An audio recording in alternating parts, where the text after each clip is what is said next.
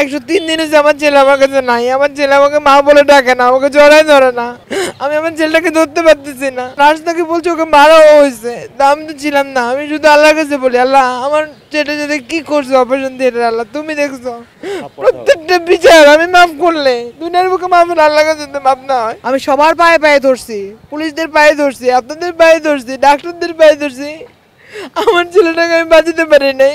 এর থেকে ব্যর্থতা একটা মার জীবন আর কিছু হতে পারে না। সিএমএম কোর্টের জজ সাহেব দেখে বলতেছে সাপে কামড় দিলে তো মানুষ এত নীল হয় না। কি পরিমাণ বিষ তাকে প্রয়োগ করা হয়েছে যে সে নীল হয়ে গেল। আমি মেনে নিতে পারি না, আমি পাগল হয়ে যাচ্ছি। আমি শুধু আমার ছেলেটার বিচারের জন্য আছি ভাই, আল্লাহর দিকে তাকায় আছি। কারণ আমি তো আমার নিজেকে শেষ করতে পারবো না। তোর আগেও কষ্ট পাইলো, মৃত্যুর পরেও কষ্ট পাইলো আমার ছেলেটা। এখন আপনারা বিচারও দিতেছেন, আপনারা টাকার কাছে বিক্রি হয়ে যেতেছেন।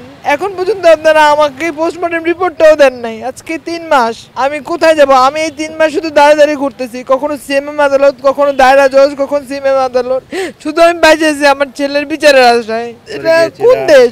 আমার লজ্জা লাগে ভাই। আমি যে বাংলাদেশ থাকি, আমি যে বাংলাদেশের নাগরিক, এই লজ্জার থেকে আপনারা আমাকে মুক্তি দেন। সুন্নতে খতনা করতে এসে শিশু আইহাম অবশেষে মৃত্যুর কোলে ঢুলে পড়েছেন। রাজধানীর মালিবাগ চৌধুরীপাড়া একটি জেএস হাসপাতাল নামক একটি হাসপাতালের ঘটনা ঘটেছে। দর্শক জানিয়ে রাখতে চাই, শিশু আইহাম পরিবারের সঙ্গে সুন্নতে খাতনা করতে এসে সন্ধ্যার পর ঢুকে এবং ঢুকার অর্থাৎ অপারেশন থিয়েটারে ঢুকার ঠিক 2 ঘন্টা পর কিন্তু লাশ হয়ে ফিরেছেন। এবং জানিয়ে রাখতে চাই, এর পরবর্তীতে কিন্তু আমরা দেখেছি যে পুরো হাসপাতালটি কিন্তু তালাবদ্ধ করা হয়েছে এবং এখনও কিন্তু হাসপাতাল তালাবদ্ধ থাকার কথা রয়েছে। আমরা দেখেছি গত কয়েকদিন আগে এই হাসপাতালটি আবারও কিন্তু তাদের কার্যক্রম চালু করেছে। এর মধ্যেই শিশু আইহামের মৃত্যুর ঘটনা নিয়ে হাইকোর্টে একটি রিট করা হয়েছে এবং সেই রিটে যে সকল কথাগুলো উল্লেখ করা হচ্ছে সেটি জানবো আজকে আইনজীবীর কাছ থেকে। তবে জানিয়ে রাখতে চাই যে শিশু আইহামের পরিবার যেমনটা বলছেন যে এটি একটি হত্যাকাণ্ড এবং পরিকল্পিত হত্যাকাণ্ড, ওভারডোজের কারণে কিন্তু এই হত্যাকাণ্ডটির ঘটনাটি ঘটিয়েছে ডাক্তার এবং সেই সাথে অ্যানেস্থেশিয়া যিনি দিয়েছেন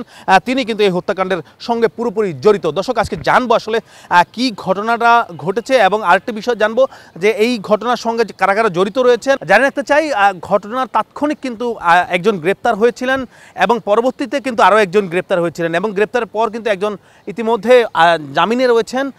তার সেই সব সম্পর্কে কিন্তু আজকে জানবো আসলে কি নিয়ে রিট করেছেন এবং পরিবারের পক্ষ থেকে আসলে কি কি বিষয় নিয়ে রিট করা হয়েছে।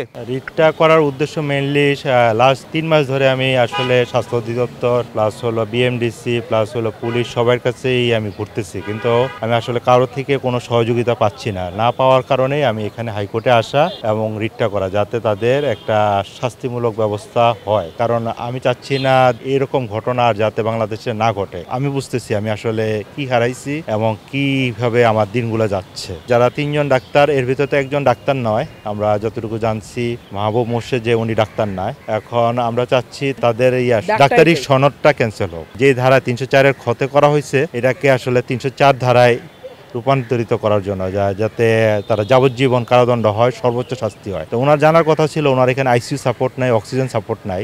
উনি আমার ছেলেকে অ্যানেস্থেশিয়া প্রয়োগ করলো, সেডিল প্রয়োগ করলো। এগুলো প্রয়োগ করলে আইসিইউ সাপোর্ট লাগে, অক্সিজেন সাপোর্ট লাগে। উইদাউট এনি পারমিশন, আমাদের থেকে কোনো বন্ড সই নেয় নাই, না নিয়ে উনি এগুলো প্রয়োগ করে আমার ছেলেটাকে শেষ করে দিচ্ছে। তো এটা তো অবহেলাজনিত অথবা ভুলবশত না, এটা তো আসলে সম্পূর্ণ হত্যাকাণ্ড। এর সাথে 3 জন জড়িত। এস এ মুক্তাদির হলো মেন। যেভাবে দাঁত ফালানো হয় আমাদেরকে, যে প্রক্রিয়াটাতে যে শুধুমাত্র ওই জায়গাটা অবশ্য করে লোকাল, যেটাকে বলে লোকাল অ্যানেস্থেশিয়া, ওইটা করেই সে আমার ছেলেকে মুসলমানি করবে। এবং তাকে আমি জিজ্ঞেস করছিলাম যে ভাইয়া লুঙ্গি টুঙ্গি কিনবো নাকি? বলে কিছু লাগবে না আপা, আপনি জাস্ট একটা ঢোলা প্যান্ট পরাবেন, আপনার ছেলে এই হাফ এন আওয়ারের মধ্যে প্যান্ট পরে আবার বাসায় চলে যাবে। সে এত ভাবে আমাকে ইনসিস্ট করছে যে আমি পুরো গলে গেছি। আমি নিশ্চিন্তায় একদম নির্ভাবনায় তার কাছে নিচ্ছি। না, আমার ছেলে আমাকে জড়া ধরে বললো মা ভয় লাগে। আমি বললাম বাবা ভয়ের কিছু নাই, আম্মু আসি, তোমার ভয়ের কিছু নাই। আমি ছেলেকে ভিতরে ঢুকাইলো। আমার ছেলেটা ভয়ে কান্নাকাটি করতেছিল, ওকে মারা বলে গেলে নার্স নাকি বলছে ওকে মারাও হয়েছে, তা আমি তো ছিলাম না। আমি শুধু আল্লাহর কাছে বলি, আল্লাহ আমার ছেলে যদি কি করছে অপারেশন থিয়েটার, আল্লাহ তুমি দেখছো। সব বিচার তোমার কাছে, প্রত্যেকটা বিচার আমি মাফ করলে দুনিয়ার বুকে মাফ হলে আল্লাহর কাছে তো মাফ না হয়। আল্লাহ দরবারে যদি মাফ না হয়, আমার সন্তানের বিচার যদি না হয় এই বাংলাদেশে, এর থেকে লজ্জাজনক আর প্রত্যেকটা মা বাবার জন্য কিচ্ছু হবে না।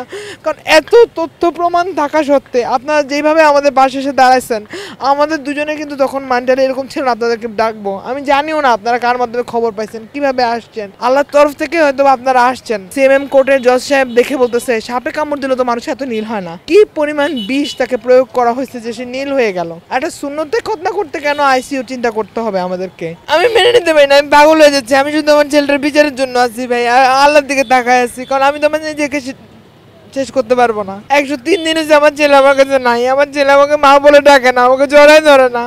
আমি আমার ছেলেটাকে ধরতে পারতেছি না। আর কোনো দিন আমি আমার ছেলেটাকে দেখবো না। সামনে কোরবানি ঈদ আসতেছে, আমার ছেলেটা বলছিল, খুব শখ করছিল এবার সে একটা লাল রঙের গরু দিবে। আমার সব শেষ হয়ে গেছে ভাইয়া। আমার ছোট ছেলেটা এখন পড়াশোনা মনোযোগী হয়ে গেছে, ও খাওয়া দাওয়া ছেড়ে দিচ্ছে, খেলতেও চায় না। এত তথ্য প্রমাণ থাকা সত্ত্বেও যদি আমি বিচার না পাই, ওরা যদি তারপরও জামিন নিয়ে গেল, আমার সবচেয়ে কষ্ট লাগছে এটা। আমার ছেলেটাকে আপনারা কাটাকাটি করলেন, এত কষ্ট দিলেন আমার ছেলেটাকে। মৃত্যুর আগেও কষ্ট পাইলো, মৃত্যুর পরেও কষ্ট পাইলো আমার ছেলেটা। এখন আপনারা বিচারও দিতেছেন না, আপনারা টাকার কাছে বিক্রি হয়ে যেতেছেন।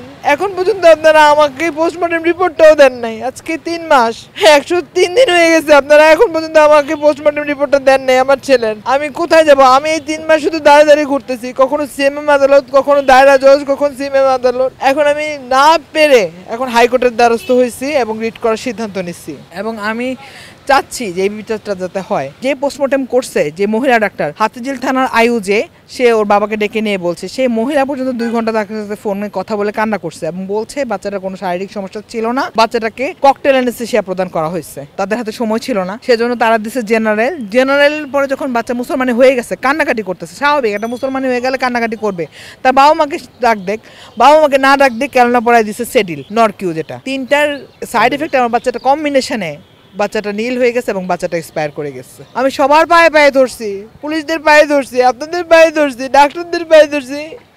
আমার ছেলেটাকে আমি বাঁচাতে পারি নাই। এর থেকে ব্যর্থতা একটা মার জীবন আর কিছু হতে পারে না। তার চোখের সামনে তার সবচেয়ে পৃথিবীর মধ্যে আদরের জিনিসটা, সবচেয়ে কাছের জিনিস, সবচেয়ে প্রিয় জিনিসটা চলে গেছে। আর এই মাটা কিভাবে বেঁচে থাকে? শুধু আমি বাঁচিয়েছি আমার ছেলের বিচারের আশায়। অবশ্যই এটা কোনোভাবেই এটা অবহেলাজনিত মৃত্যু না, এটা পরিকল্পিত হত্যাকাণ্ড। ওরা কেন হত্যাকাণ্ড করছে, ওদের জামিন ক্যান্সেল করে রিমান্ডে নেওয়া হোক, ওদেরকে রিমান্ডে নিয়ে বের করা হোক। আসলে কোন উদ্দেশ্যে, এরা কোন স্বার্থে আমার ছেলের মেরে ফেললো? ওর বাবাকে রাতে 12টা থেকে 5টা পর্যন্ত হাতিঝিল থানায় বসে থাকতে হয়েছে। এর থেকে মর্মান্তিক আর কি হতে পারে? একটা হঠাৎ মৃত্যু, আপনার সন্তানের মৃত্যু, সেখানে পিতাকে নিয়ে এরকম হেনস্থা করা, এটা কোন দেশ? আমার লজ্জা লাগে ভাই। আমি যে বাংলাদেশ থাকি, আমি যে বাংলাদেশের নাগরিক, এই লজ্জার হাত থেকে আপনারা আমাকে মুক্তি দেন। এই লজ্জার হাত থেকে মুক্তি দিয়ে আমি যাই, আমাদের এই জাতিটা কলঙ্ক মুক্ত হোক, একটা বিচার হোক। আমাদের দেশে সবাই তো আমরা সন্তানের বাবা মা, আমাদের কম বেশি সবারই সন্তান আছে। আর কোনো বাচ্চার সাথে যাতে এটা না হয়, আমি এটা চাই। হাতিঝিল থানার আয়ু বলছে যে ওনার সাথে কি আপনার আসলে পূর্ব কোন শত্রুতা ছিল বা জমি জমা নিয়ে বিরোধ ছিল? কারণ এতটুকু একটা বাচ্চাকে ককটেল অ্যানেস্থেসিয়া দিয়ে মেরে ফেলবে, এটা তো কি শত্রুতা থাকতে পারে? আমরা বলছি যে না, আসলে তো আমরাও যাই না, তার সে আমাদের তো ওরকম পূর্ব পরিচিত না, ফ্যামিলি পার্সন না, কেউ না। আমি অ্যারেস্টেড করতে গেছিলাম, ওই দায়বদ্ধতা থেকে নিয়ে গেছি। আজকের এই রিট পিটিশনটা দাখিল করছি তার বিরুদ্ধে ডাক্তারদের অবহেলা, হাসপাতালের মিসম্যানেজমেন্ট এবং সরকারি কর্তৃপক্ষ যারা দেখভাল করবে তাদের অবহেলার বিরুদ্ধে। আমরা কয়েকটা বিষয়ের উপর রুল চেয়েছিলাম। প্রথমত ছিল এই জেজ হাসপাতালটাকে লাইসেন্স বাতিল সহ এটাকে একেবারে বন্ধ করে দেওয়া, সেটার উপর রুল হয়েছে। দ্বিতীয়ত চাইছিলাম আমরা ডাক্তারদের সংশ্লিষ্টরা, নার্স সহ যারা আছে তাদের লাইসেন্স বাতিল করা, সেটার উপর রুল হয়েছে, কেন বাতিল করা হবে না। তৃতীয়ত দৃষ্টান্তমূলক শাস্তি, যে একটা বাচ্চা শিশু মারা গেল ও তার ফিরে আসবে না, আমরা 10 কোটি টাকার ক্ষতিপূরণ দাবি করেছিলাম, সেটার উপর রুল হয়েছে। এবং অ্যাডেন্ডাম হিসেবে ডিজি স্বাস্থ্য বিভাগকে আগামী 3 মাসের মধ্যে এই শিশুটিকে কি কারণে মারা গেল, কজ অফ ডেথটা কি, মিসম্যানেজমেন্ট কি হাসপাতালের, এইসব বিষয়ে একটা বোর্ড স্পেশালিস্ট গঠন করে তদন্ত রিপোর্ট দাখিল করার আদেশ দিয়েছে। এখন কার জোরে কোথার থেকে হাসপাতাল চালু হলো এটা তদন্ত করে দেখতে হবে। এই ঘটনার পরে গ্রেপ্তার হয়েছে 2 জন ডাক্তার, 1 জন পলাতক, 4 জন পলাতক, 1 জন এখনো জেলে আছে, 1 জন বেলে আছে। জজ কোর্ট থেকে বেল হয় নাই, হাইকোর্টে একটা ভ্যাকেশন বেঞ্চ ছিল, হঠাৎ করে ডাক্তারের পরিচয় দিয়ে বিলটা নিয়ে গেছে। সরকার পক্ষ বা আমরা বাধা দিতে পারি নাই, কিন্তু আরেকটা যে ছিল মূল ডাইরেক্টর, তার বেল প্রেয়ারে হাইকোর্টে আমরা বাধা দিয়েছি, তার বেলটা হয় নাই। রিলটা আমরা এখন সমন জারি হবে, সমন জারি হওয়ার পর আমরা ফুল হিয়ারিং করব, ফুল হিয়ারিং এর পরে অনেক কিছু বেরিয়ে আসবে এবং এটা একটা হৃদয় বেদনা ঘটনা এরকম পৃথিবীতে খুবই কম হয়েছে যে এইটা আমরা যদি দেখি আমার হাসপাতাল চালু আছে এটা আমরা আগামী সপ্তাহে কোর্টের নজরে নিয়ে আসবো।